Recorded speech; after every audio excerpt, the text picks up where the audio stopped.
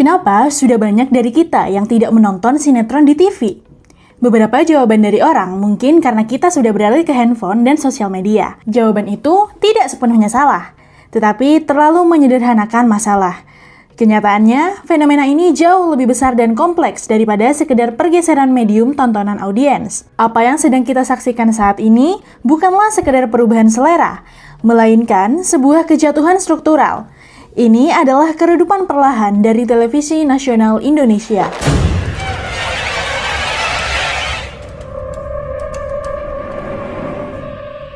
Pertanyaan tersebut mungkin sederhana, tetapi di baliknya tersimpan perubahan besar dalam cara masyarakat mengonsumsi hiburan.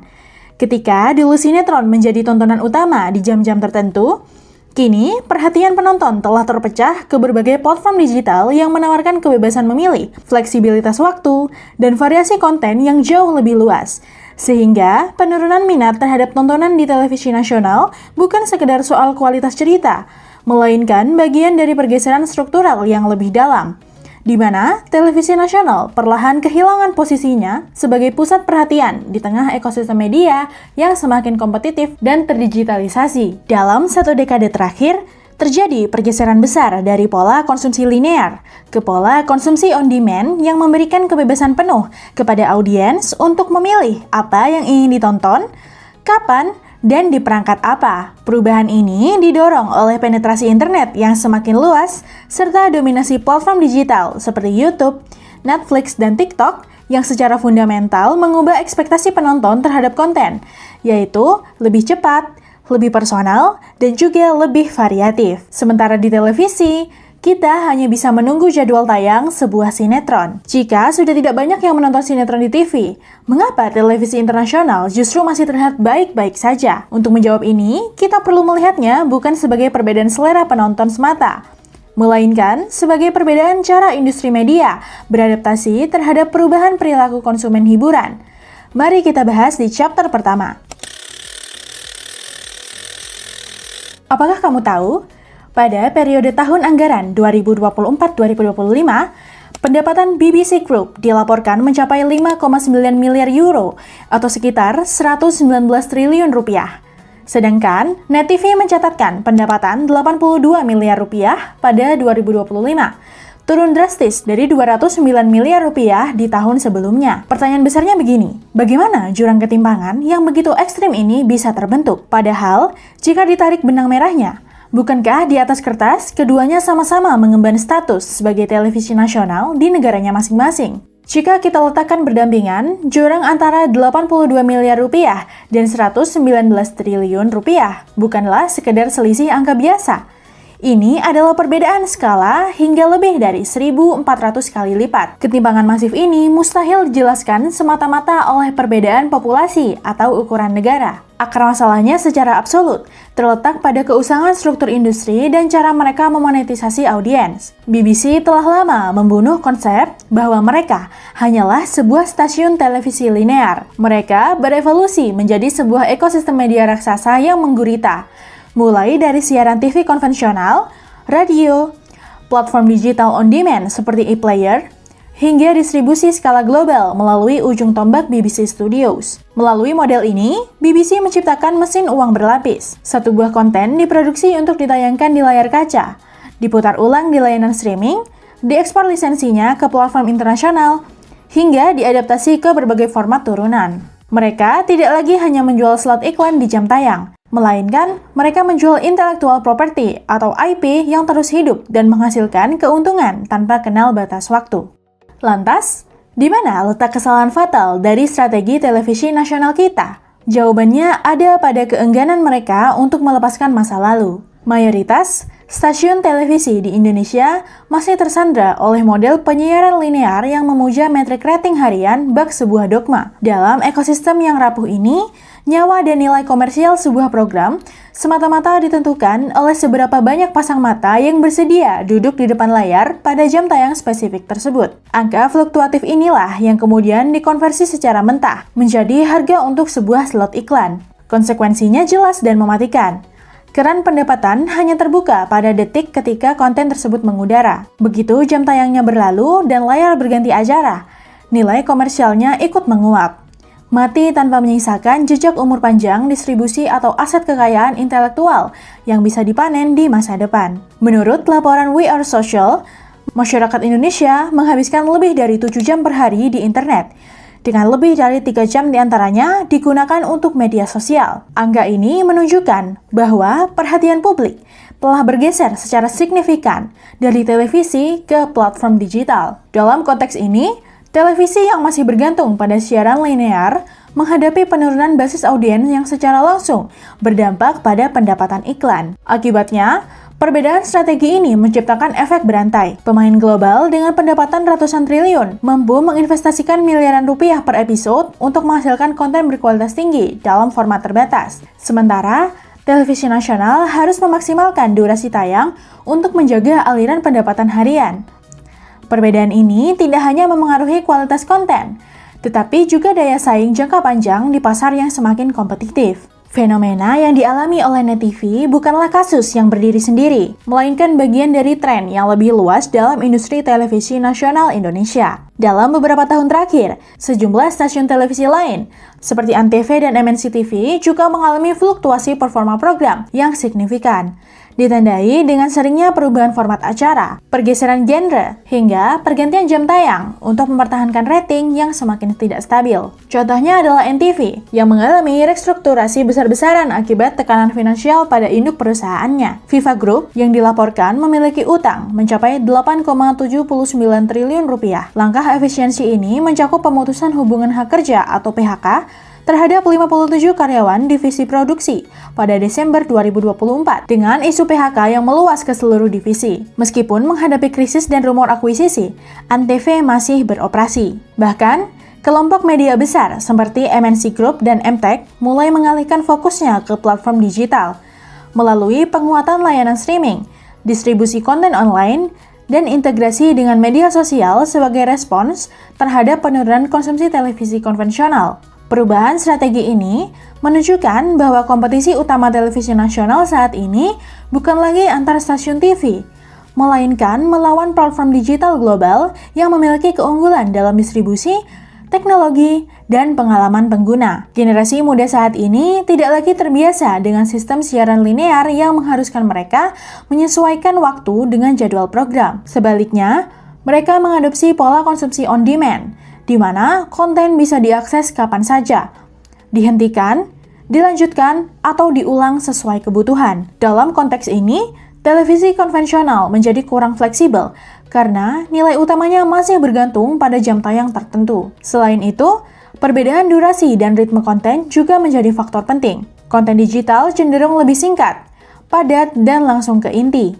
Sementara, banyak program televisi memiliki durasi panjang dengan alur yang diperlambat untuk mempertahankan keberlanjutan tayang, sehingga kurang sesuai dengan preferensi generasi yang terbiasa dengan kecepatan dan efisiensi informasi.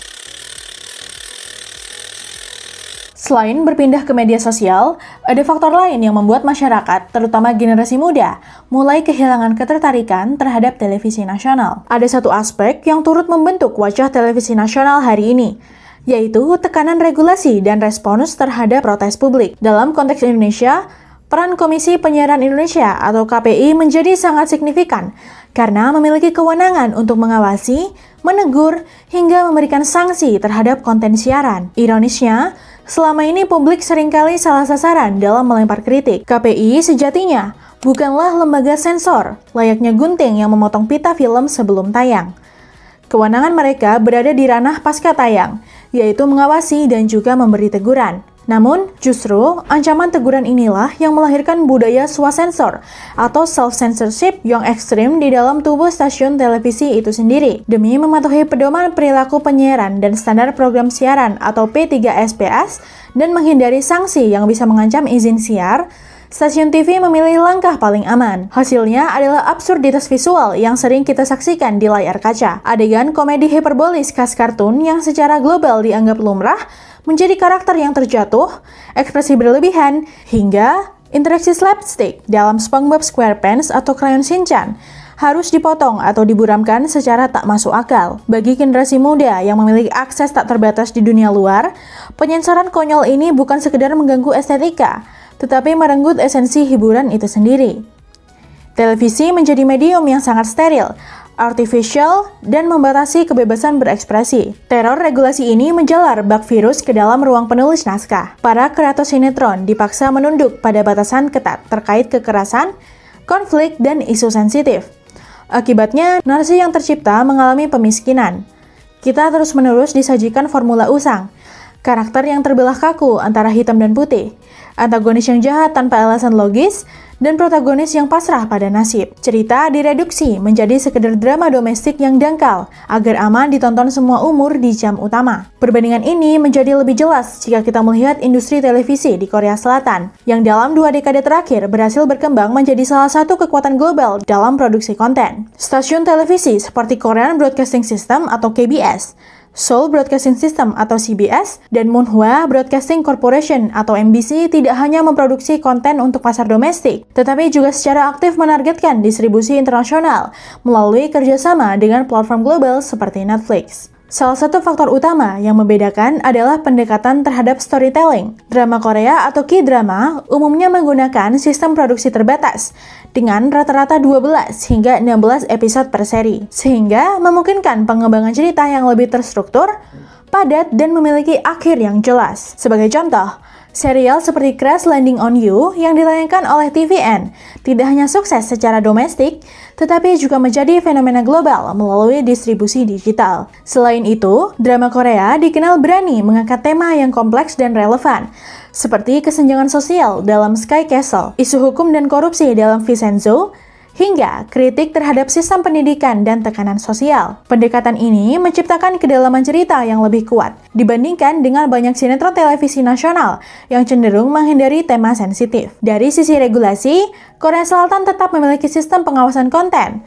Namun, pendekatannya lebih berbasis klasifikasi usia dan segmentasi penonton, bukan pembatasan menyeluruh pada isi cerita. Hal ini memberikan ruang bagi kreator untuk mengeksplorasi berbagai genre, mulai dari thriller, dark comedy, hingga political drama, tanpa harus mengorbankan kompleksitas narasi. Pada akhirnya, keberhasilan televisi Korea adalah bukti nyata bahwa industri penyiaran tidak akan selamat hanya dengan mengandalkan sensor dan pengengkangan. Mereka menyatukan kebebasan kreatif yang bertanggung jawab, kualitas produksi yang bernilai tinggi, dan strategi distribusi lintas negara. Sementara di sini, televisi nasional kita masih sibuk memburamkan tayangan kartun anak-anak, mengira bahwa mereka sedang melindungi moral bangsa, padahal mereka hanya sedang menggali kuburan bagi industri mereka sendiri.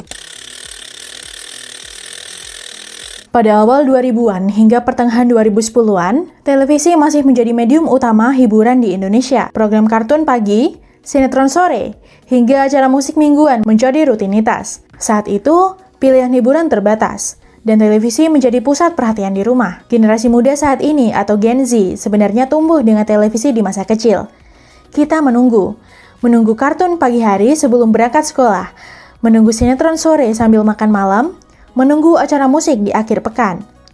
Dahulu televisi bukan hanya hiburan, namun rutinitas harian yang ditunggu-tunggu. Bagi banyak Gen Z, masa kecil mereka diisi oleh momen seperti itu, duduk di depan TV, memegang remote, atau sekedar ikut menonton apa yang sedang diputar tanpa banyak pilihan. Namun, seiring waktu, kebiasaan itu perlahan berubah. Bukan karena televisi tiba-tiba menghilang, tetapi karena dunia di sekitarnya berubah lebih cepat. Ketika internet menjadi semakin mudah diakses dan smartphone mulai hadir di genggaman, cara menikmati hiburan ikut bergeser. Platform seperti YouTube dan TikTok menawarkan sesuatu yang tidak dimiliki televisi, yaitu kebebasan. Penonton tidak lagi harus menunggu, tidak perlu mengikuti jadwal, dan tidak harus menerima apa yang disajikan. Mereka memilih sendiri, kapan saja dan sebanyak yang mereka mau. Perubahan ini tidak hanya soal teknologi, tetapi soal kebiasaan dan ekspektasi. Gen Z yang dulu terbiasa menonton televisi, kini tumbuh menjadi generasi yang tidak hanya mengkonsumsi, tetapi juga menilai. Ketika sebuah tayangan terasa berlebihan, tidak realistis, atau repetitif, respons mereka tidak lagi diam. Potongan adegan televisi akan muncul di media sosial, ditonton ulang jutaan kali, dikomentari, bahkan dijadikan bahan kritik. Berbeda dengan generasi sebelumnya, yang mungkin lebih toleran terhadap dramatisasi berlebihan, Gen Z memiliki bullshit detector yang sangat tajam. Mereka mendambakan sesuatu yang lebih otentik, organik, dan relatable dengan kehidupan nyata. Mereka bisa menghabiskan berjam-jam menonton vlog keseharian seorang kreator independen di YouTube, live streaming interaktif di TikTok, atau mendengarkan obrolan tanpa filter di podcast. Authenticity kini menjadi mata uang paling berharga dalam industri hiburan.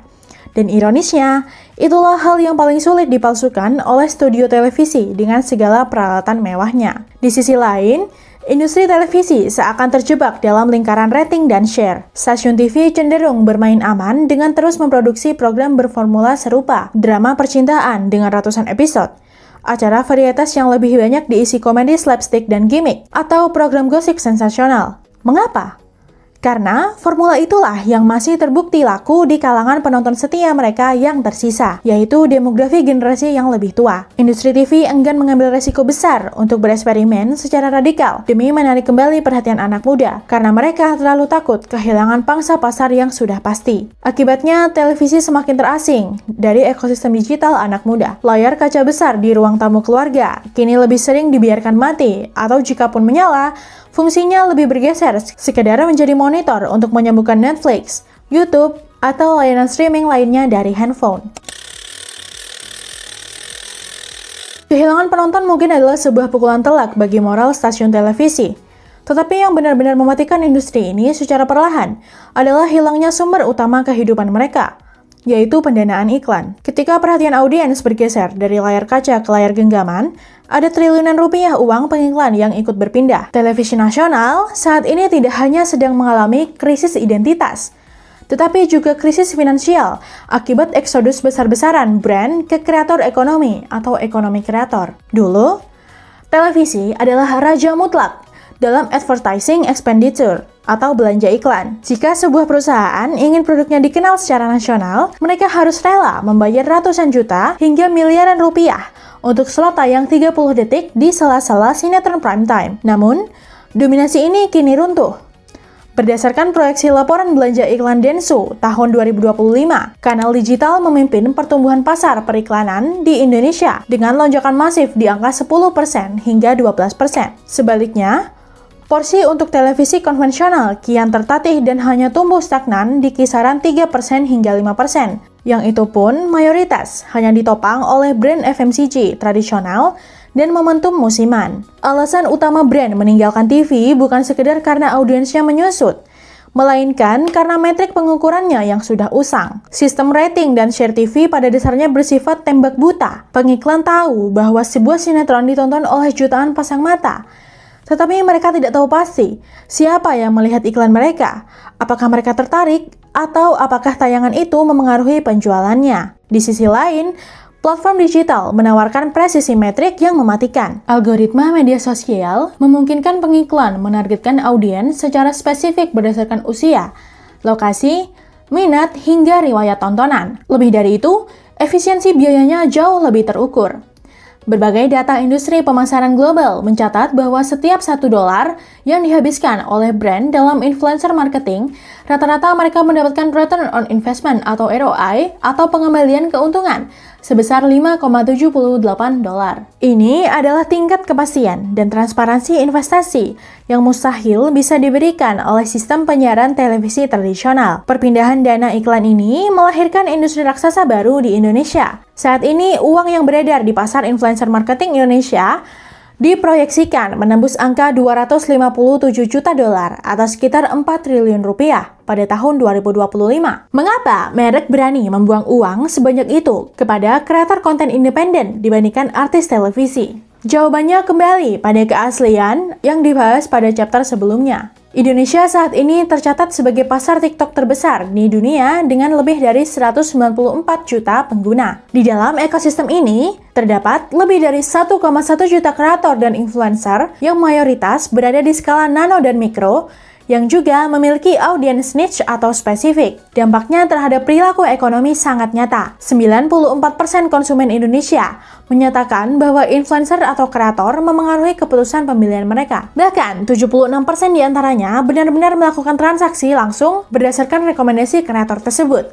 menjadikannya tingkat konversi tertinggi di Asia Tenggara. Ketika seorang kreator digital merekomendasikan sebuah produk lewat fitur live streaming atau soft selling, transaksi bisa terjadi dalam hitungan detik melalui tautan afiliasi. Pengalaman konsumen ini berjalan mulus dan instan. Televisi tidak memiliki infrastruktur konversi semacam ini. Penonton iklan TV di ruang tamu tidak bisa memencet layar TV mereka untuk langsung membeli produk. Eksodus para pengiklan ini menciptakan efek domino yang pada akhirnya menjawab fenomena yang terjadi pada Net TV dan stasiun lain di chapter 1. Tanpa pemalsuan iklan bernilai raksasa, stasiun TV yang harus menekan biaya operasional secara ekstrim. Anggaran produksi yang dipangkas menghasilkan program dan kualitas visual dan cerita yang ala kadarnya. Ironisnya, sebuah produksi di TV nasional saat ini bahkan seringkali disalib oleh standar konten YouTube kreator independen yang mampu membuat thumbnail dan sinematografi sekelas film dokumenter profesional. Kualitas tayangan yang semakin menurun membuat sisa audiens yang ada enggan menonton TV. Ketika penonton pergi, sisa pengiklan yang bertahan pun ikut mencabut dana mereka. Ini adalah lingkaran setan yang secara perlahan menyedot nyawa industri televisi nasional. Mereka kini menghadapi kenyataan pahit. Televisi tidak lagi berhadapan dengan sesama stasiun TV sebagai pesaing utama, melainkan berperang melawan jutaan kreator independen bersenjatakan smartphone. Runtuhnya dominasi rating, pembatasan regulasi yang mengekang kreativitas, hilangnya penonton muda, hingga eksodus triliunan rupiah dana pengiklan ke media digital membawa kita pada satu pertanyaan fundamental.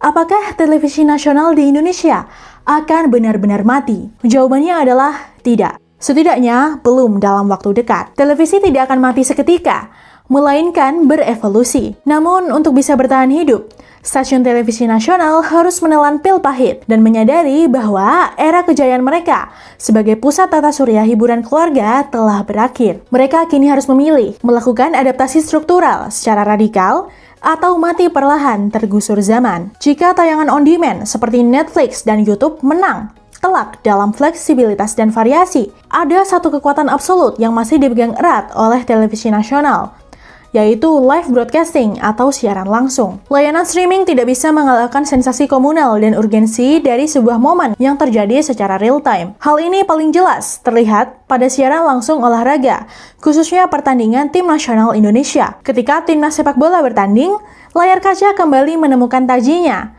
Masyarakat dari berbagai kalangan dan generasi, termasuk Gen Z, kembali menyalakan televisi mereka, atau bahkan menggelar nonton bareng atau nobar di berbagai sudut kota. Selain olahraga, acara penghargaan berskala besar dan program breaking news berskala nasional juga masih mengandalkan televisi sebagai medium utama yang paling bisa diandalkan karena minimnya latensi atau keterlambatan sinyal dibandingkan live streaming di internet. Siaran langsung menciptakan efek FOMO berskala nasional. Inilah fase terakhir bagi stasiun televisi untuk meraup rating masif dan menarik kembali para pengiklan besar dalam satu waktu. Jika televisi ingin bertahan, mereka harus memperbanyak investasi pada hak siar premium dan acara-acara live berskala makro, lalu meninggalkan program-program linear filler yang kualitasnya rendah. Strategi bertahan hidup kedua yang paling krusial adalah perubahan mindset fundamental. Stasiun televisi nasional harus berhenti mendefinisikan diri mereka sebagai penyedia saluran gelombang digital dan mulai mentransformasi diri menjadi studio produksi konten. Seperti yang dibahas pada chapter 1 dan 2 mengenai kesuksesan BBC di Inggris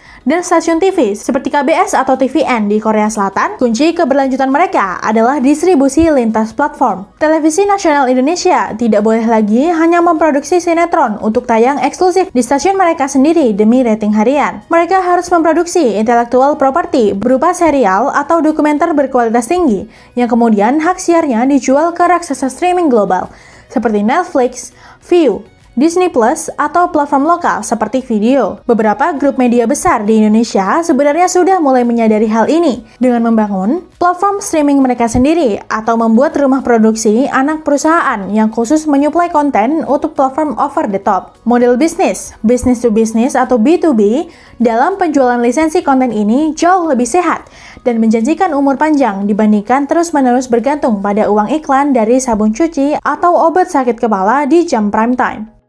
Kehidupan televisi nasional pada akhirnya bukanlah sebuah kisah tentang matinya sebuah teknologi, melainkan tentang berakhirnya sebuah era monopoli perhatian. Selama puluhan tahun, stasiun televisi memegang kendali penuh atas apa yang kita lihat, apa yang kita dengar, dan apa yang kita anggap sebagai hiburan. Namun, seperti yang telah kita telusuri, kejatuhan tahta ini adalah hasil dari akumulasi keengganan untuk beradaptasi. Kita telah sampai pada titik di mana konsep hiburan massal tidak lagi relevan. Generasi saat ini telah menemukan rumahnya masing-masing di komunitas digital dan subkultur yang lebih spesifik. Mereka tidak lagi mencari tontonan yang dibuat untuk semua orang, melainkan tontonan yang dibuat khusus untuk mereka. Televisi konvensional mungkin akan tetap ada, bertahan hidup lewat siaran langsung olahraga, program berita darurat, atau bertransformasi menjadi studio penyedia konten bagi raksasa digital. Namun, satu hal yang pasti, televisi tidak akan pernah lagi menjadi pusat tata surya di ruang tamu kita. Fungsinya telah menyusut dari kebutuhan menjadi pilihan. Sekedar satu dari sekian banyak layar yang mengelilingi kehidupan modern. Jika kita melihat kembali ke awal era 2000-an, siklus hiburan kita selalu tentang menunggu.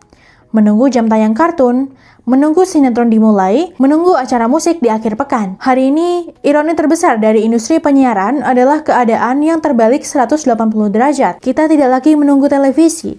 Kini televisilah yang diam membisu di sudut ruang tamu, menunggu kita untuk sesekali menyalakannya.